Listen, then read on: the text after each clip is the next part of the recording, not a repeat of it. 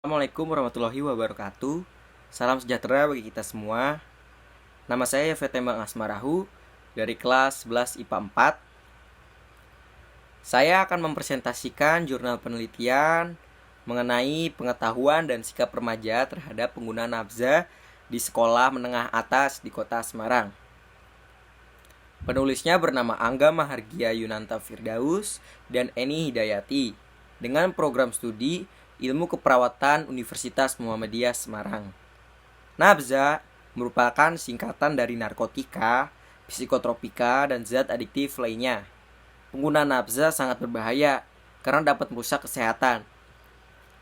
Menggunakan nabza beresiko gangguan perkembangan otak, depresi, bahkan sampai bunuh diri. Kehilangan memori, resiko tinggi terhadap perilaku seksual, kecanduan, pengambilan keputusan yang terganggu, dan nabza dapat merusak masa depan bangsa.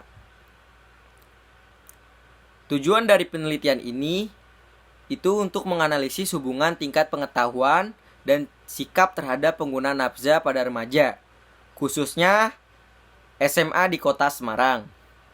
Sampel penelitian sebanyak 150 orang yang memenuhi kriteria. Penyalahgunaan nabza adalah penggunaan nabza yang digunakan namun bukan untuk tujuan pengobatan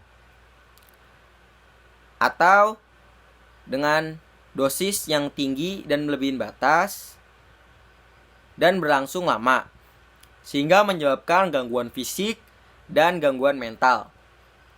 Penyalahgunaan nabza juga dapat menyebabkan masalah kesehatan publik yang berdampak pada ekonomi, kesehatan, hingga sosial. Menurut laporan dari BNN atau Badan Narkotika Nasional, tercatat pada tahun 2016, 40-50 orang per hari menggunakan narkoba atau nabza.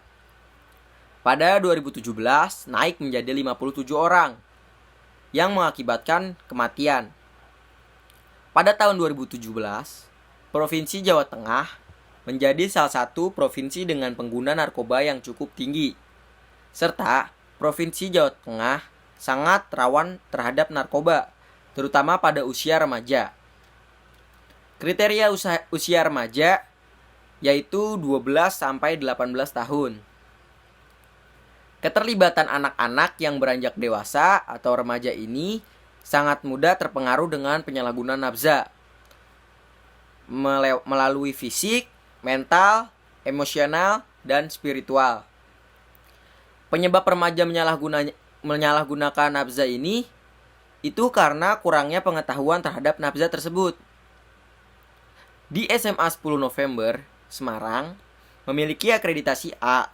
Walaupun mobilitas tinggi, namun tidak menutup kemungkinan terdapat pelajar yang menyalahgunakan nabza. Metode yang digunakan merupakan jenis penelitian kuantitatif dengan metode survei analitik. Sampel 150 remaja yang memenuhi kriteria menggunakan kuesioner, kemudian diuji dengan uji Chi-square pada tingkat kepercayaan 95% dan program SPSS versi 19. Tabel pertama, distribusi frekuensi responden berdasarkan jenis kelamin, pengetahuan, dan sikap remaja tentang penggunaan nabza. Jenis kelamin laki-laki ada 107 orang dengan persentase 71,3%. Jenis kelamin perempuan ada 43 orang dengan persentase 28,7%. Tabel kedua, distribusi frekuensi responden berdasarkan usia, pengetahuan, dan sikap remaja tentang penggunaan nabza. Yang usianya 15 tahun ada 17 orang dengan persentase 11,3%. Yang usianya 16 tahun ada 81 orang dengan persentase 54,0%. Yang umurnya 17 tahun ada 43 orang dengan persentase 28,7%. Kemudian ada yang umurnya dengan Usianya 18 tahun ada 9 orang dengan persentase 6,3%. Kemudian tabel ketiga, distribusi frekuensi responden berdasarkan tempat tinggal, pengetahuan dan sikap remaja tentang penggunaan nafza. Yang tinggal bersama orang tua ada 130 orang dengan persentase 86,7%. Yang tinggal dengan salah satu orang tua itu ada 11 orang dengan persentase 7,3%. Lalu ada yang tinggal bersama wali, itu ada 6 orang dengan persentase 6,0%. Tabel keempat, distribusi frekuensi responden berdasarkan penggunaan nafza. Pengetahuan dan sikap remaja tentang penggunaan nafza. Yang menggunakan nafza ada 34 orang dengan persentase 22,7%. Yang tidak menggunakan nafza ada 116 orang dengan persentase 77,3%. Kemudian selanjutnya ada tabel kelima, distribusi frekuensi responden berdasarkan pengetahuan nafza, pengetahuan dan sikap remaja tentang penggunaan nafza. Untuk pengetahuan nafza yang kurang baik itu ada 73 orang dengan persentase 48,7%.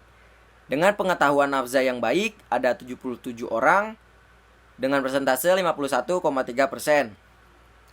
Kemudian ada tabel ke-6. Tabel ke-6 ini distribusi frekuensi responden berdasarkan sikap terhadap nafza, pengetahuan dan sikap remaja tentang penggunaan nafza. Sikap yang kurang baik ada 48 orang dengan persentase 32,0%. Kemudian ada yang dengan sikap baik yang bersikap baik itu ada 102 orang dengan persentase 68,0%. Kemudian ada tabel ke-7 yaitu pengetahuan remaja tentang penggunaan nafza. Pengetahuan pengguna dengan pengetahuan yang baik itu ada 6 orang dengan persentase 7,8%, dan pengetahuan pengguna yang kurang baik itu ada 28 orang dengan persentase 38,4%.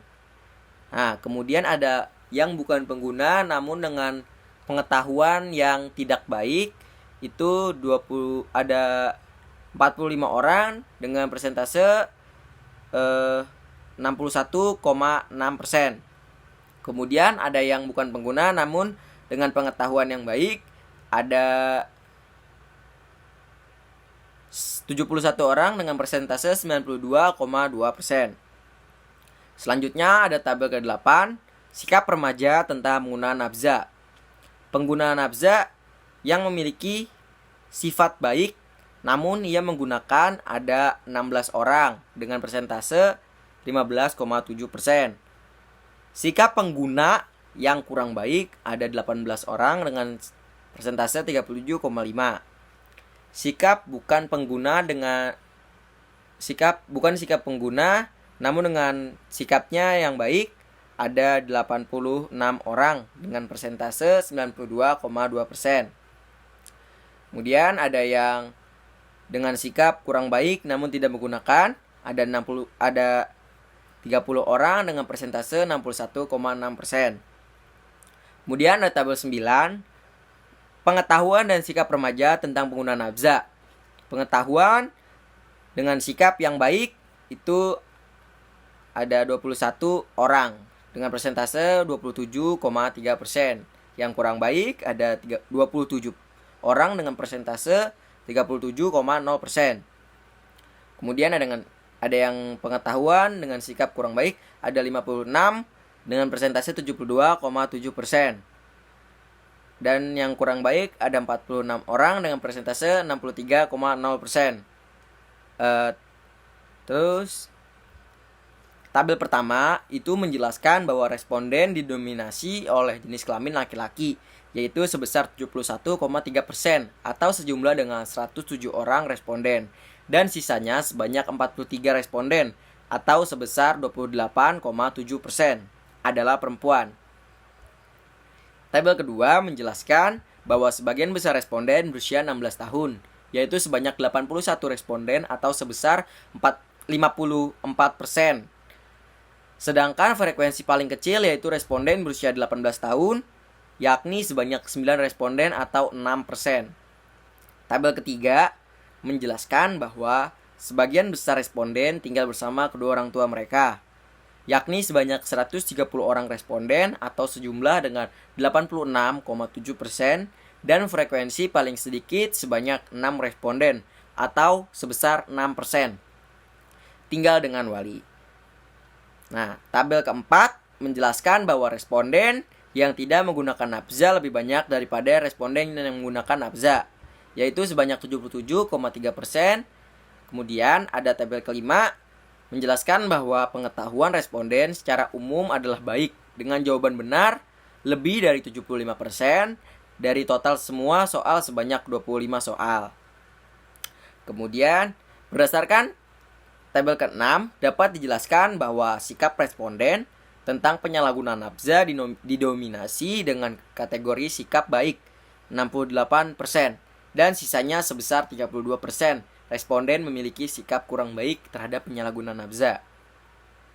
Berdasarkan tabel ke-7 diperoleh sebagian besar responden yang menggunakan nafza sebanyak 34 orang atau 22,7%.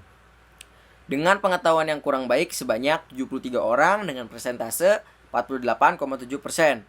Sedangkan responden yang tidak menggunakan nafza sebanyak 116 orang dengan persentase 77,3%. Dengan pengetahuan yang baik sebanyak 77 orang dengan persentase 51,3%. Kemudian berdasarkan tabel yang ke-7, diperoleh sebagian besar responden yang menggunakan nafza sebanyak 34 orang. Tabel ke-8, diperoleh sebagian besar responden yang menggunakan nafza sebanyak 34 orang dengan persentase 22,7%. Orang dengan sikap kurang baik sebanyak 48 orang atau 32,0%. Sedangkan responden yang tidak menggunakan nafza sebanyak 116 orang dengan persentase 77,3%. Dengan sikap yang baik sebanyak 102 orang atau dengan persentase 68,0%. Kemudian secara umum hasil penelitian menunjukkan bahwa hampir sebagian besar siswa-siswi SMA Muhammadiyah 1 dan SMK 10 November Semarang memiliki pengetahuan yang baik mengenai nafza. Golongan-golongannya secara penggunaan dan bahaya yang ditimbulkan dari penyalahgunaan zat-zat tersebut. Umumnya, remaja memperoleh informasi mengenai nafza dan berbagai sumber di lingkungan sekitar mereka, yaitu orang tua, guru, lingkungan sekitar mereka, mengenai pengetahuan tentang nafza, dan penyalahgunaan akan mengarahkan remaja untuk tidak pernah menggunakan bahkan mencoba barang terlarang tersebut, serta bersikap menolak ajakan teman maupun pengaruh lingkungan untuk menggunakannya. Dengan demikian menjadi sangat penting bagi orang tua terus memberikan pengarahan yang baik mengenai bahayanya penyalahgunaan nafza bagi masa depan remaja. Berdasarkan hasil penelitian dan pembahasan mengenai pengetahuan dan sikap remaja terhadap pengguna nafza di SMK 10 November Semarang, maka beberapa saran yang dapat peneliti sampaikan antara lain, bagi ilmu keperawatan, hasil penelitian tersebut diharapkan dapat menambah wawasan perawat mengenai pentingnya pengetahuan mengenai nafza, pentingnya pengetahuan mengenai barang-barang terlarang tersebut, sehingga dapat disosialisasikan kepada masyarakat sekitar, dapat mencegah adanya penggunaan nafza tersebut. Untuk masyarakat, mengingat begitu besarnya bahaya yang dapat ditimbulkan akibat penyalahgunaan nafza maupun fisik ataupun mental, bahkan psikis. Dengan demikian, upaya pencegahan harus dilakukan sejak awal dengan meningkatkan pengetahuan remaja mengenai bahaya nafza melalui pendidikan di sekolah, keluarga, maupun lingkungan masyarakat hingga dapat meminimalisir penyalahgunaan nafza. Yang terakhir ada untuk peneliti. Hasil penelitian ini menyebutkan bahwa terdapat hubungan yang signifikan antara pengetahuan dan sikap tentang penggunaan nabza. Dengan demikian, hasil tersebut dapat digunakan sebagai rujukan bagi penelitian selanjutnya untuk mengenai penyalahgunaan nabza dengan menggunakan variabel prediktor lain selain pengetahuan dan sikap remaja. Sekian presentasi dari saya. Waalaikumsalam. Terima kasih.